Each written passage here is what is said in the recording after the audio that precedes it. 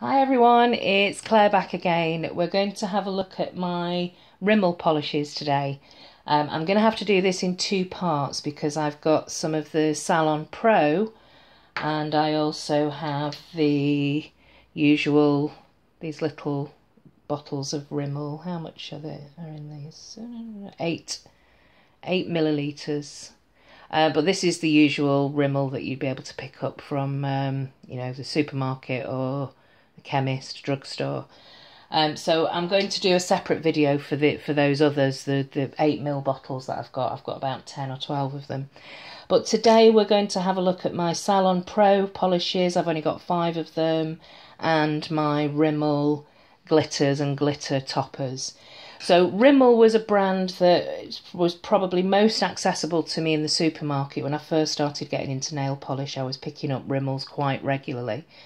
And I look back now when I was swatching my Rimmel polishes, and I thought, for quite a few of them, I thought, why did I ever pick that up? And I haven't worn it. But there are some Rimmels that are also real favourites of mine as well. Not just because of sentimental reasons of starting on the crazy nail polish collection hoarding hobby, but because they're actually really great polishes. And they're very affordable, great affordable brand. So let's start, and we're going to actually start here. So this one is... just wondering if you can see, it looks a lot darker if I do that. This is a very straight down the middle mid-tone grey. Where has it gone?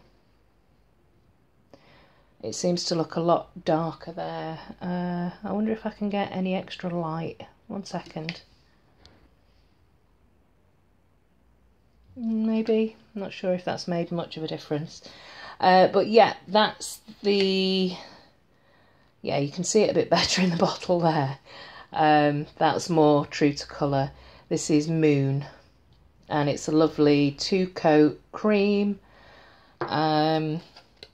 Yeah, great formula. So that's that one. The next one that I have is, and I think there must have been a planets collection because I've got Venus and I've also got Saturn as well. This is a red jelly, so a dark blood red jelly. And when I say jelly, you can see through it. So it's not got that solid cream formula that this one has. You can see through it. But it does get fairly opaque on 2, possibly 3 coats. And I might keep that to one side and try some jelly sandwiches with that one actually. Yeah, but that's Venus. The next one is a really gorgeous dark sort of British racing green, which again looks a lot darker. Yeah, you can see it a little bit more there. And this is Bewitch. And although I love greens, it wasn't the greatest formula. You see there, it's a bit on these clear. This is one of the 2 that I picked up from that Urban Beauty, the swatch wheels. But yeah, not a fantastic formula, to be honest. I think I've probably just worn that maybe the once. This next one here, I think, is part of that Planets collection, and this one is Saturn. And it's a goldish green, more gold actually, with a kind of dark green base. And you can see the shimmer in it. I think I've worn that maybe once again, so it's a nice, more of an autumnal shade. But I like that one. The next polish here is one of my favourite polishes of all time, and I forget about it all the time, and then I wear it and think, oh my god, why don't I wear this more often? Let's see if we can get the shade here. This is one of the first times that I found a polish that it was, is it purple, is it grey?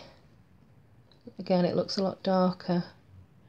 But there's a dark bluey purple sheen to this dark grey. Maybe you can see it a little bit more in the bottle. This is Punk Rock, and I just absolutely love this shade. Love it.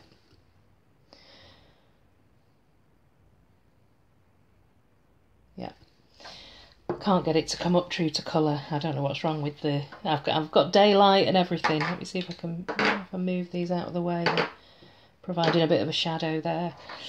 Okay, let's move on to the glitters. This next one here is a full coverage glitter with holographic glitters. And it's quite textured, so you might want to put a glossy top coat on. In fact, let's do that now. See what it looks like with a glossy top coat. Some textured polishes like this just eat up the top coat and you still get quite a lot of bumps.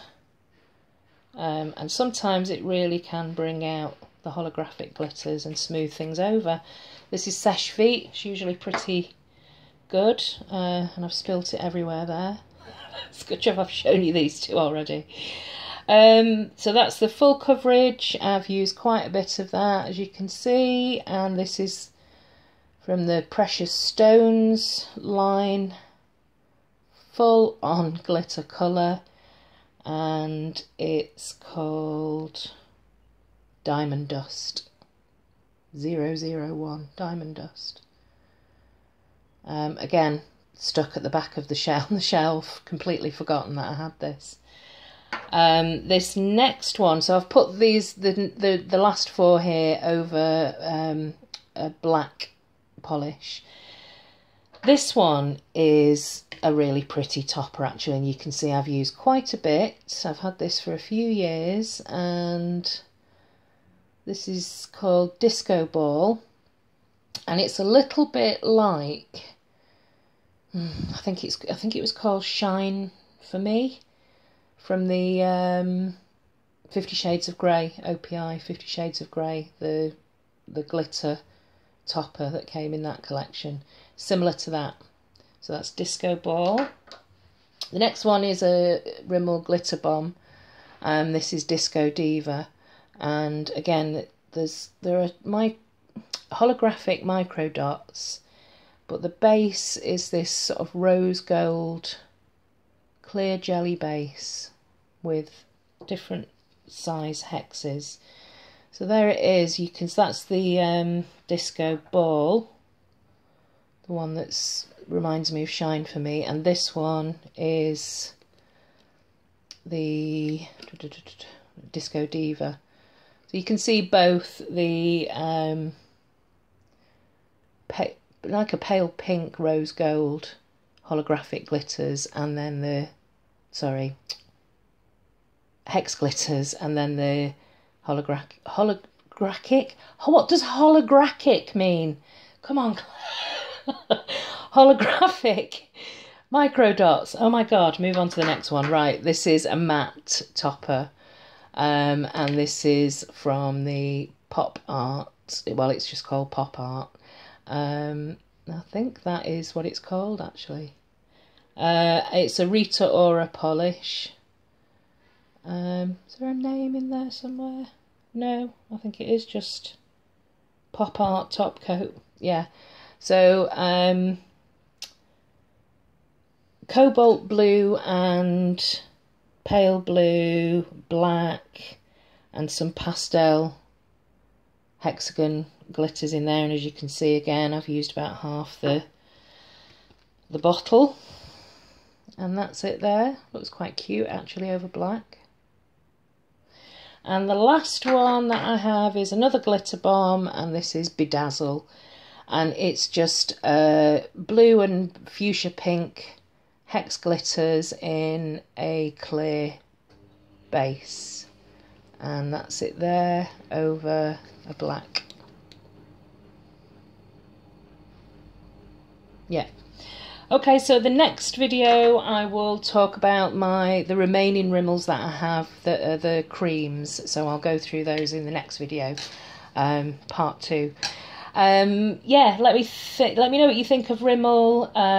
It was, again, same with Revlon, a brand that I started to and then stopped to pick up when I very first started collecting nail polish, before I discovered other brands and indies, you know, the ones that you can kind of grab easily when you're just doing your weekly shopping.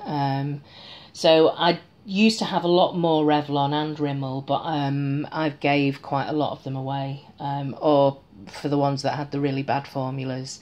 There was some peachy, corally colours that I remember having terrible formulas that I ended up just throwing away. So I don't have a huge amount, and I don't reach for them that often, but again, it's been quite interesting going through the collections and swatching, because I remember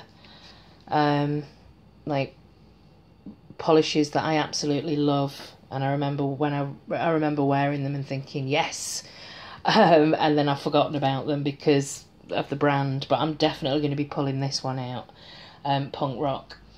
Okay, yeah, thanks for watching, and I'll see you in the next one. Bye.